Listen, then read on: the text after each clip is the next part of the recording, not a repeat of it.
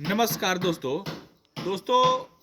इस वक्त की जो राजनीति पिच जो बनी हुई है और जो चुनाव चल रहा है, बीजेपी का अभेद रथ हर किले में और हर स्टेट में लगभग फहरा चुका है। लेकिन दक्षिण की एक जमीन ऐसी है जहां कुछ राज्यों में, खास करके तमिलनाडु, आंध्र प्रदेश और केरल जैसे स्टेट में बीजेपी के लिए अभी भी सीटें जीत पाना और सरकार में आना बहुत मुश्किल रहा है, क्योंकि वहां पर उस तरह का माहौल नहीं हो पाया या फिर कहीं कि वो नेता नहीं पैदा हो पाया बीजेपी के पास जो एक मास लीडर हो, जमीनी लीडर हो, जो कि चुनाव में बीजेपी की नैया पार लगा सके। लेकिन अब वक्त बदला है, केंद्र में, सेंटर में नरेंद्र मोदी बैठे हुए हैं।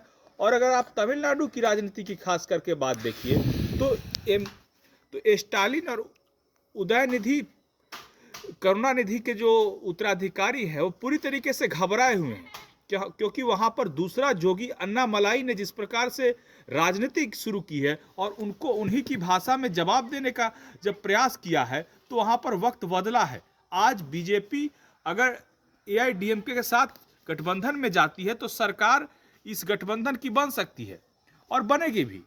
और जिस प्रकार की वहां पर राजनीतिक पिच अब जमी हुई है, तो भाजपा वहां पर उभार की स्थिति में है। केरल में बीजेपी त्रिशूर की सीट जीत चुकी है। तिरुवनंतपुरम में बहुत अच्छी फाइट हुई थी। वहां पर दोनों कैंडिडेट के, बीजेपी के कैंडिडेट जो केंद्रीय मंत्री थे राजीव चंद्रशेखर, उन्होंने दिया था।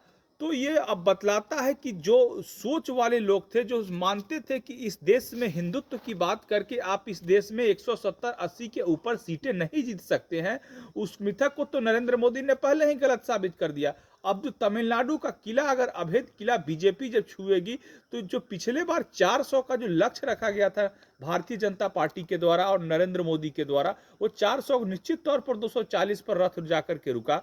लेकिन 400 का रथ सभी जानते हैं कि केवल उत्तर से और प्राप्त नहीं किया जा सकता और नॉर्थ से।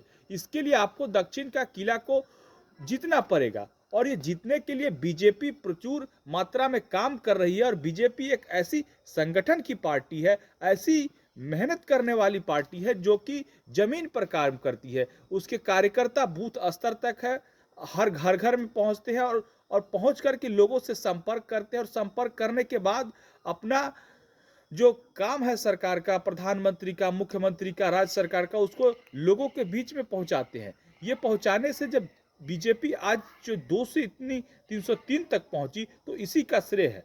और आप देखेंगे आज कांग्रेस के पास इतने नेता छोड़ करके गए, लेकिन बीजेपी जब भी सत्ता में रही या नहीं रही, कमजोर रही या मजबूत रही, कमजोर भी रही, उस वक्त इतने बड़ी संख्या में नेता बीजेपी को छोड़ करके नहीं गए, क्योंकि बीजेपी के पास एक आधार कैडर भी है जो कि बीजेपी विचारधारा को लेकर के चलती है।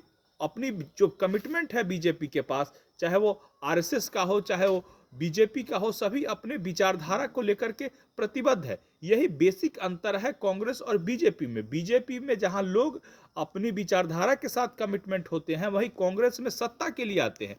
उनके पास जैसे ही सत्ता जाती है, उनके नेता उनसे दूर होने लगते हैं। और बीजेपी में ऐसी बात नहीं है। बीजेपी में लोग हार या जीत, अटल जी की जो कविता है, क्या हार में जीत में, न हार में न जीत में, किंचित नहीं भयभीत में, विश्वास पथ पर जो भी मिले ये भी सही वो भी सही, इस सोच और इस दर्शन को लेकर के चलते हैं। धन्यवाद।